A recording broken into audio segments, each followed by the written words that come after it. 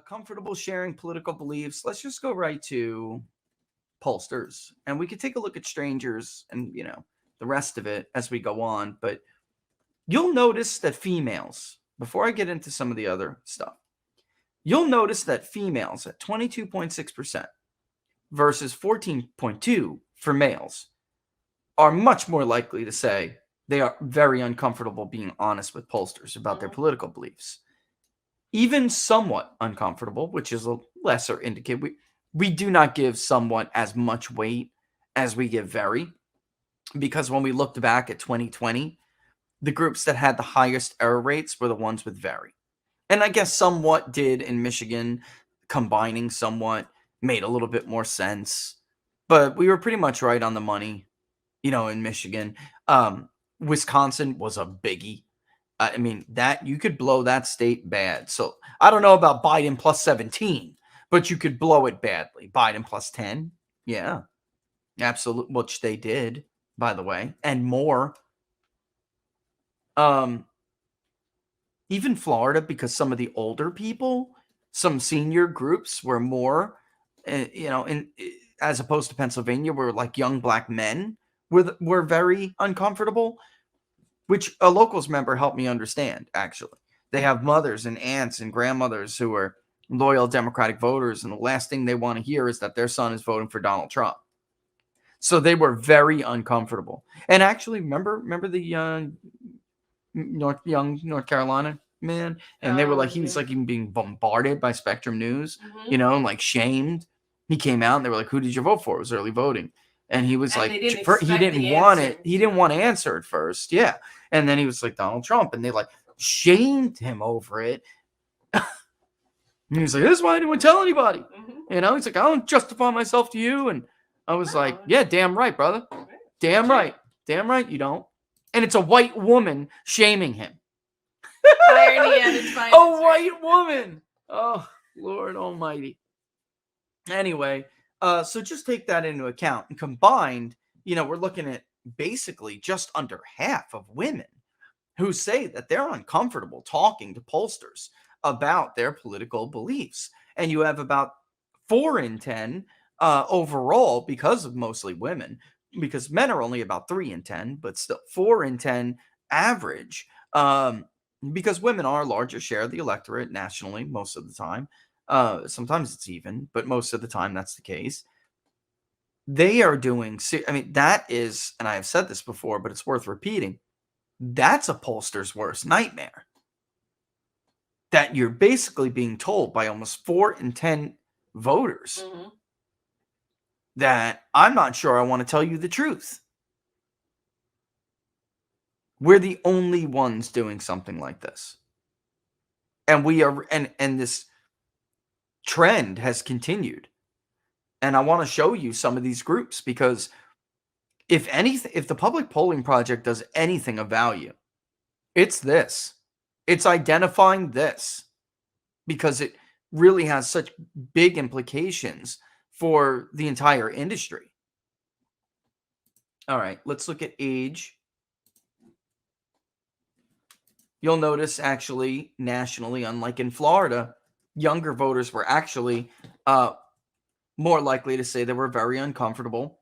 You have that middle of the road kind of mid-age voter who is the least likely. And then as you get older in age, you see people becoming more likely to not want to be honest again. If we break it down by age detail, you can see this trend a little bit more pronounced. You have 25% again, saying 18 to 24 making up a big chunk, but also 25 to 29 being right along there with them, at almost a quarter of them saying very uncomfortable. And the somewhat isn't shabby either. I mean, it puts them at almost a half, almost 50%. And then it gets a little bit where, 30 to 39, they just don't give a damn anymore. And when I was looking at this, I was like thinking of the Ohio working young man and woman who just really didn't care. I don't know how some pollsters blew Ohio at all. I think it was probably just intentional fudging of the numbers. I don't know how else to explain it, because Ohio was a state where they just didn't give a damn. Yeah, I'm voting for Donald Trump, and if you don't like it, you can stick it up your you-know-what. That right? They were so aggressively pro-Trump. It didn't matter. They're Trumplicans. They were Trumplicans, and they're damn proud of it. Mhm. And we also saw some of that in Pennsylvania with this age group, but only among whites. Only among whites. All right. All right. So again, it goes down as you get older until you get to like 50, 64. Then it starts to rise again. So that's just a great, like a more detailed peek into what we see with age. And this is generally the case. Let's look at ideology, because party is not as, honestly, it's not as pronounced or as important, because I think worldview informs a lot of this. If you're a liberal today, you have like no reason to fear being honest about your political beliefs. Whereas if you're a conservative, even a moderate, or you consider yourself a moderate because you don't, for instance, support transgender bathrooms or school or competitions like we're seeing with the swimmer, this biological male who is competing as a woman and just crushing these women. They don't like that, but they know it's not a cool belief to have. So they, like conservatives, actually tend to be more likely to say they're very uncomfortable. There is no, I mean, look, there is no reason. Liberals are not targets of censorship or social persecution. And the data reflects that. They just don't care. If you look by region, it's another very interesting one. Very uncomfortable is almost across the board, because we see generally there are people in these areas, no matter where you are. It's a widespread issue, is my point. It's a widespread issue. But however, if you break it down by area, then you actually see the difference. You see a very steady progression from urban to rural. There are more people who tend to be uncomfortable being honest. A couple of points can make all the difference in a poll. Mm-hmm. And when you break down urban, which you can do, locals, if you want, you break down urban, look by male and female, look by ideology. Suburban, very clear. Suburban women do not feel comfortable. Suburban white women, even more so. Okay? And then rural, generally you either have two sets of groups.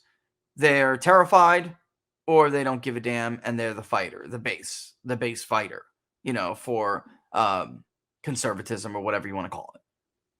All right. By race detail. All right. Very interesting. Whites overall, not much more likely, but however, Black and African Americans are. Hispanics are. Mm-hmm. So when you look at this, like, who would be the most likely to be a Trump voter who would be afraid outside of a white suburban woman? They're not. They're not white, which again breaks the narrative. And I understand breaks brains. Yes.